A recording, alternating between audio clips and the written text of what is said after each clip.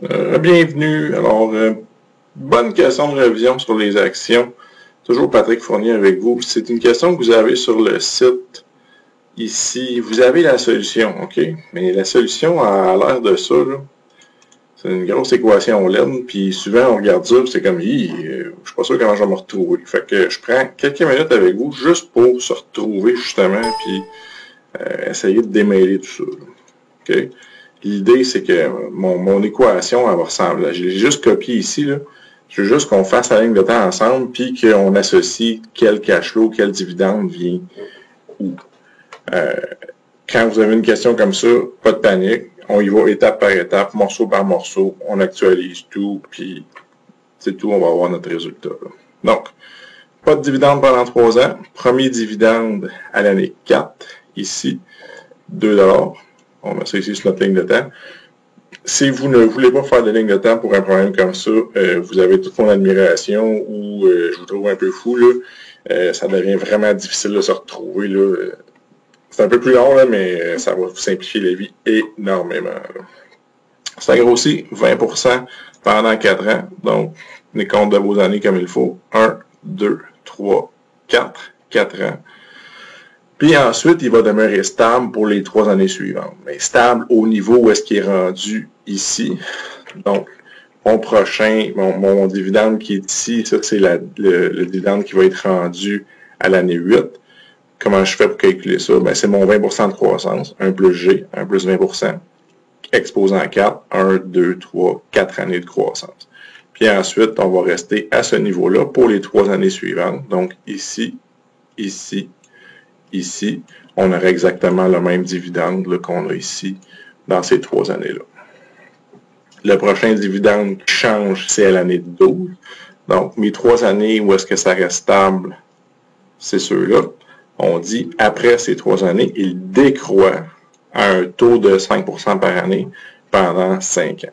Donc, ce que j'ai ici, donc, à partir de l'année 11, c'est ma première année de décroissance. Ce que j'ai ici souligné, c'est le dividende qui a été payé à l'année 8, 9, 10, 11. Puis, à partir d'ici, on a une décroissance. Décroissance, c'est exactement la même chose qu'une croissance, sauf que c'est négatif. On prend les mêmes formules, tout est pareil comme d'habitude, sauf que notre G va être de moins 5. Donc, quand vous faites 1 plus G ici, ben, ça va tout simplement nous donner 1 plus moins 5%, 0,95. Et ça va décroître pendant 5 ans. Donc, encore une fois, on compte là. 1, 2, 3, 4. Là, on sait qu'ici, c'est la première année de décroissance. Fait qu'elle est en 12, 13, 14, 15, 16. Ça va nous mener jusqu'ici. Donc, à l'an 16, on va avoir après 5 ans, entre 16 et 11, on a 5 années de décroissance. Ça commence à décroître ici, on se rappelle. Mon dividende à l'an 16, ça va être le 2$ du début, qui a grossi de 20%, 4 ans, puis qui a baissé de 5% pendant 5 ans. Il faut toujours composer, il faut toujours garder en compte la croissance, la décroissance des années précédentes. Donc ça me donne mon dividende ici. Puis finalement, on dit que pour la fin, jusqu'à l'infini ici, ça va croître à un taux de 2% par année. Donc ça, c'est le dernier dividende de l'an 16. À partir d'ici, jusqu'à l'infini, ça va croître de 2% par année. Donc mon dividende à l'année 17, ça serait 2$, qui a grossi de 20% pendant 4 ans, qui a baissé de 5% pendant 5 ans, puis que là, il commence à grossir de 1,02. Donc, vous pouvez compléter toute la ligne de temps si vous voulez. Je voulais juste montrer les dividendes importants, puis où ça change. Vous avez différents taux de croissance. Ça va nous prendre différents blocs pour actualiser tout ça. Donc, dans le fond, là, si on voulait résumer, ici, j'ai un bloc où la croissance est de 20%. Ça va être un morceau. Ici, j'ai un bloc où les dividendes sont stables. Ça va être une annuité. On va tenir compte de ça dans un autre morceau. À partir d'ici, j'ai une croissance qui est stable. C'est une décroissance de 5% par année. Ça va être une annuité en croissance, comme le premier bloc. Puis à partir d'ici, jusqu'à l'infini, j'ai une perpétuité en croissance de 2%. Donc, qu'est-ce qui appartient à quoi? Comment on fait le lien, là?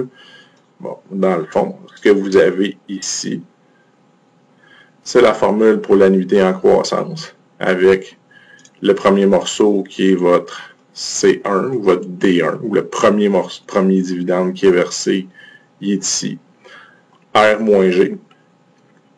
Mon R est 0.10 dans mon exemple, mon G est 0.2, même si mon G est plus grand, c'est pas grave. Tant que j'ai un nombre fini de périodes, il n'y a aucun problème. Quand ça s'en va à l'infini, il faut que le R soit plus grand, mais pour un nombre d'années fixe ou déterminé, il n'y a aucun problème. Donc, ma formule d'annuité en croissance. Et le dernier terme ici, c'est quoi? Ben, si on se rappelle, annuité en croissance, ça ramène la valeur de ces 5 dividendes-là. Ici. Ça me ramène tout ça une période avant que ça commence. Ça commence ici à T4. Donc, ça va me donner la valeur à T3. Donc, c'est pour ça ici que j'ai un moins 3. Je ramène tout ça à 0. Donc, ça, c'est mon premier bloc. Deuxième bloc.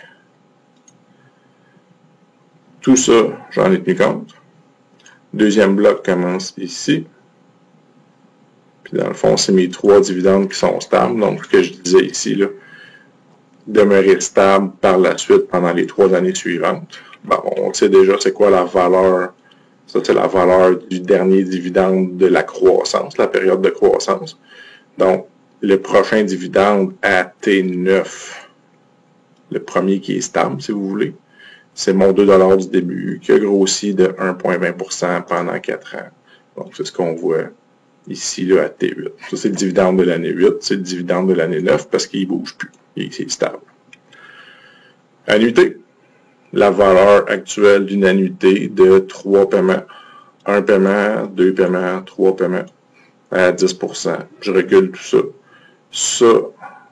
Ça me donne ma valeur toujours une période avant que ça commence de ces 3 dividendes-là qui sont stables à ce montant-là. Donc, si vous voulez calculer la valeur en dollars et en cents, il n'y a aucun problème, là. C'est peut-être plus facile de garder les exposants avec la croissance comme ça pour voir où est-ce qu'on est rendu. C'est un choix personnel. Même chose. Donc, on se rappelle que cette valeur-là, ça va m'amener une période avant que ça commence. Ça commence à T9. Donc, la valeur que vous obtenez avec le terme en jaune ici, c'est une valeur qui est située à T8. Je la recule de 8 périodes. J'actualise cette valeur-là de 8 périodes. Troisième bloc, à partir du moment où ça décroît, donc ça commence à décroître ici, donc jusqu'à l'année 11, c'était stable au même niveau ici. À partir de l'année 11, ça décroît, donc le premier dividende qui a baissé, c'est D12, le dividende de l'année 12. Puis on a dit qu'on avait une décroissance pendant 5 ans. Donc, 1 fois, 2 fois, 3 fois, 4 fois, 5 fois. Ça va ramener jusqu'à l'année 16 ou D16. C'est une annuité en croissance. Ici, en décroissance, tout ce que j'ai de besoin, c'est le premier terme. Exactement comme dans le premier bloc ici. Si vous regardez le premier bloc qu'on avait tantôt, puis le bloc que j'ai ici, c'est la même chose. Sauf que là, cette fois, mon premier dividende, c'est ça. Ce qui correspond au montant que j'ai là, à D12. R moins G. Faites bien attention au signe. Ici, mon G ici est négatif. Donc, j'ai un G de moins 5%. J'ai une décroissance. Donc, R moins G. Donc, ça va nous faire un plus, évidemment, ici, en dessous. Même chose, 1 plus G ici, 1 moins 5%, ça fait 0,95. 5, c'est les 5 dividendes qui sont ici. Donc, à partir de 12, 13, 14, 15 et 16, c'est les 5 prochains dividendes là, pendant la période de décroissance. Toujours le même truc. Ces histoires-là, ça se produit. Ça, c'est mon premier. Formule d'annuité en croissance va me donner une réponse une période avant que ça commence à T11. Vous voulez ça aujourd'hui? Ben, on actualise de 11 périodes. C'est pour ça que le 11 est ici. Donc, c'est pour ça que je vous disais, là, les lignes de temps, là, si vous n'avez pas de ligne de temps là-dessus pour voir où est-ce que vous êtes rendu, bonne chance, là, ça va être costaud. Là. Finalement, dernier morceau, où est-ce qu'on commence notre perpétuité en croissance jusqu'à l'infini. Donc, tout ça, j'en ai tenu compte. Le premier qui grossit à 2% jusqu'à l'infini, c'est ici. Perpétuité en croissance.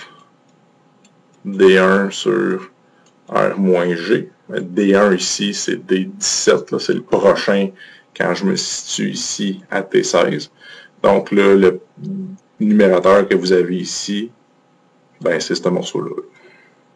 C'est le premier montant qui avait grossi de 20% pendant 4 ans, baissé de 5% pendant 5 ans, puis après ça, là, on commence. Ça, c'est ma première année, il y a une petite croissance de 2%.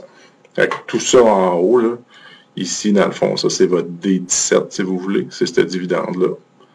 R-G, R-G, qui s'en va jusqu'à l'infini. Fait que ça, ce que je mets en jaune, c'est ma perpétuité en croissance. C'est cette histoire-là ici. Puis, même chose, ça me donne une valeur, une période avant qu'elle commence, à T16. Fait qu'on recule tout ça de 16 périodes.